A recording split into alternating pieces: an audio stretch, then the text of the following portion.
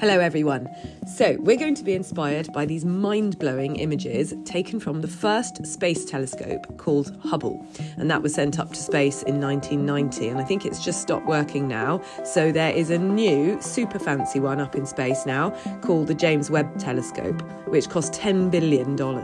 You can see from this graphic here, the yellow shape on the left is the mirror on the telescope, and that is a whopping 6.5 metres wide.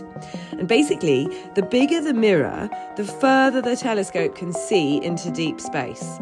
And because we measure by how long light takes to travel to us, if we can see, for example, 400 million light years away, it means we're seeing 400 million years back in time. So scientists want to see if we can eventually see back to as far as the Big Bang, the beginning of the universe, which I think is around 14 billion years ago. So it's mind-boggling and mind-blowing. And these images are absolutely amazing. They're showing us galaxies and stars that we never knew existed until we worked out how to build these telescopes. It's completely astounding. So let's get to the practical stuff now. You're going to create your own universes. So your first task is to wet your paper with a brush. You and your partner are probably going to have to share brushes, I'm afraid. And also you're going to be swapping around ink colours and circles throughout this task. We're going to be using Brusho to sprinkle very lightly on our wet patches on our paper. And you'll see that it has this amazing effect. You only need a tiny bit. And you only need a tiny bit of water on your page as well, but you do need to smear your water around with the brush. So you will be controlling where your Brusho goes by where your water goes. So here I am sprinkling a bit more Brusho, but you can also use your brush to spread out the Brusho ink around your page to give it different colours. The next step is to see if you can put another colour, a contrasting colour of Brusho, onto the wet areas of your inked page. So we've got some blue here, which is nicely spreading out. It sort of changes over time, which is why you don't need too much. If you've got any puddles or patches, you can get your straw. You should have one each. And you can blow it. The best way to do this is by getting your end of your straw quite close to where the wetness is, and blowing quite hard and fast to get it to disperse in lots of little channels like that. And the next thing I want you to try is to swap around different circle templates, and you're going to be playing with the idea of negative space. So here I'm going to use the ink. By the way, always keep the lid nearby and do not lose the lids. And if the spray hasn't been used before, you might need to give it a few pumps to get it working. And you only need a few sprays. Keep it close to the paper. Make sure you're working on your newsprint and not spraying it anywhere you shouldn't be. And then lift up your template. And of course, you have the negative space area underneath. And you can play around by placing these in different areas. Be careful of any wet ink on the back of it. And creating new marks, swap around different colours. I would always start with a light colour first and then work towards the darker colours.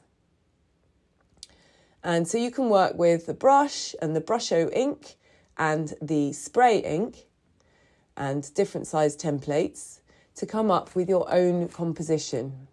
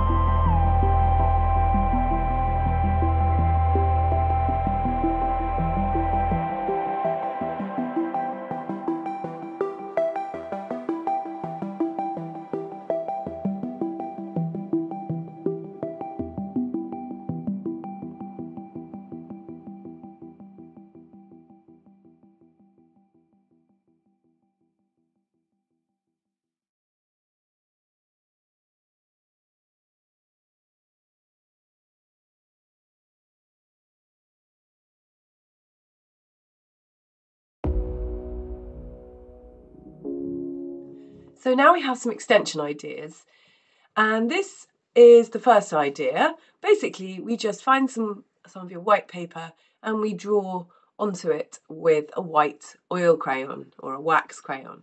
And as we all know, wax or oil resists water. So we're going to put some water on it and then sprinkle some more Brusho on, and you will see, like magic, the white areas that you just drew will sort of appear.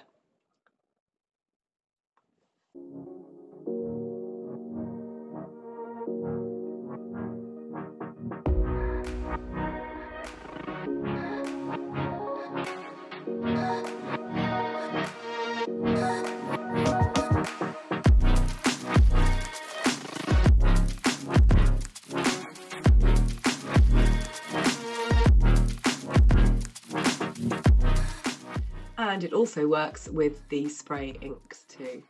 So see what you can do with that.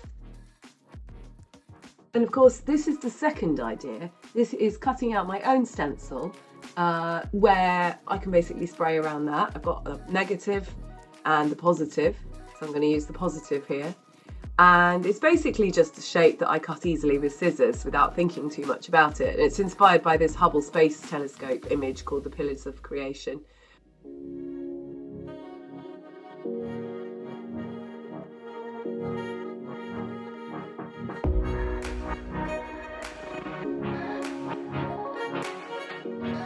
And when I've done that, I can work back into those white negative spaces by flicking some more water, sprinkling some more Brusho, dripping any puddles and spraying them with a straw, blowing them with a straw. So I do hope you get on well with that and can't wait to see yours.